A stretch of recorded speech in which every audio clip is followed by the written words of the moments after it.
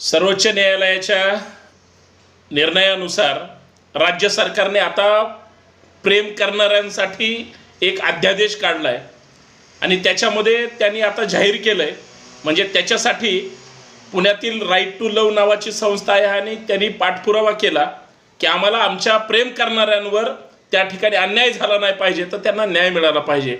म्हणून महाराष्ट्र सरकारने आता प्रेम करणारे जर घरातून निघाले, मग ते आंतरजातीय असो किंवा आंतरधर्मीय असो, जर ते कुठं निघून गेले आणि त्यांनी जर संबंधित जिल्हाधिकाऱ्यांना तक्रार केली तर त्यांना आता पोलीस संरक्षण मिळणार. म्हणजे ते 10 दिवसाचा असो किंवा 1 वर्षापर्यंतचा असो, सरकार त्या प्रेमवीरांची काळजी घेणार. आता महाराष्ट्रामध्ये पुरोगामी महाराष्ट्र म्हणून जर घ्यायचा असेल आणि प्रेम करणाऱ्यांना जर साथ द्यायची असेल तर राज्य सरकारने सुद्धा पुढाकार घेतला.